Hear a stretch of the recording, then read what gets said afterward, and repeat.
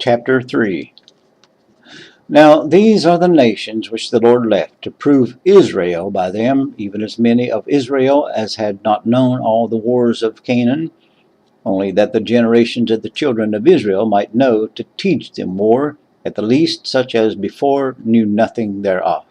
Namely, 5 lords of the Philistines, and all the Canaanites, and the Sidonians, and the Hivites that dwelt in Mount Lebanon, from Mount Baal Hermon to the entering in of Hamath. And they were to prove Israel by them, to know whether they would hearken unto the commandments of the Lord, which he commanded their fathers by the hand of Moses. And the children of Israel dwelt among the Canaanites, Hittites, and the Amorites, and the Perizzites, and the Hivites, and the Jebusites. And they took their daughters to be their wives, and gave their daughters to their sons, and served their gods. The children of Israel did evil in the sight of the Lord, and forgat the Lord their God, and served Baalim and the groves. Therefore the anger of the Lord was hot against Israel, and he sold them into the hand of Cushan-Rishathaim, king of Mesopotamia. And the children of Israel served Cushan-Rishathaim 8 years. And when the children of Israel cried unto the Lord raised up a deliverer to the children of Israel, who delivered them, even Othniel the son of Kenaz, Caleb's younger brother. And the Spirit of the Lord came upon him, and he judged Israel, and went out to war. And the Lord delivered Cushan-Rishathaim, king of Mesopotamia, into his hand, and his hand prevailed against Cushan-Rishathaim. And the land had rest 40 years. And Othniel the son of Kenaz died. And the children of Israel did evil again in the sight of the Lord. And the Lord strengthened Eglon, the king of Moab, against Israel, because they had done evil in the sight of the Lord.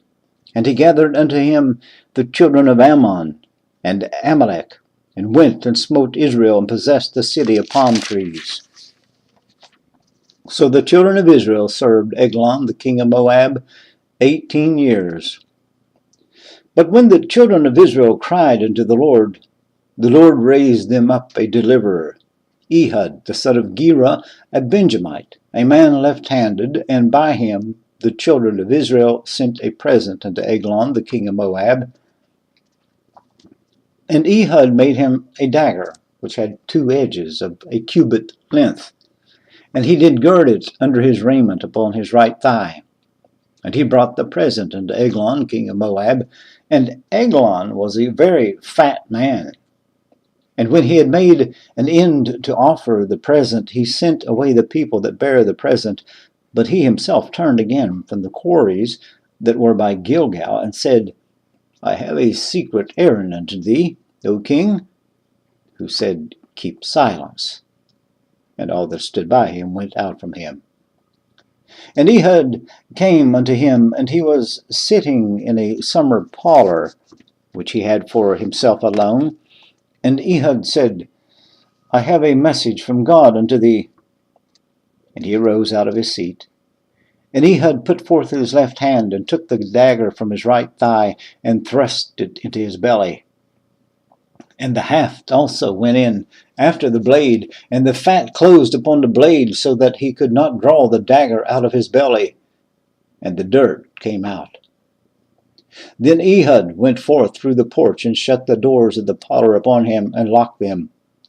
When he was gone out, his servants came, and when they saw that, behold, the doors of the parlor were locked, they said, Surely he covereth his feet in his summer chamber.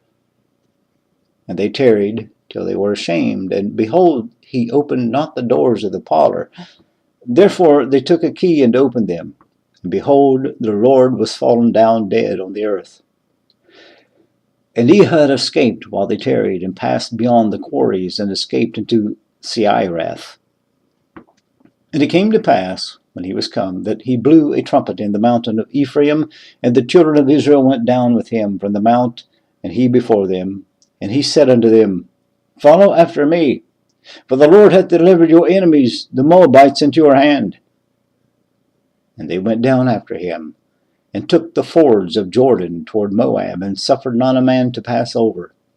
And they slew of Moab at that time about 10,000 men, all lusty and all men of valor, and there escaped not a man. So Moab was subdued that day under the hand of Israel, and the land had rest 80 years. And after him was Shamgar, the son of Anath, which slew of the Philistines 600 men with an ox goad. And he also delivered Israel.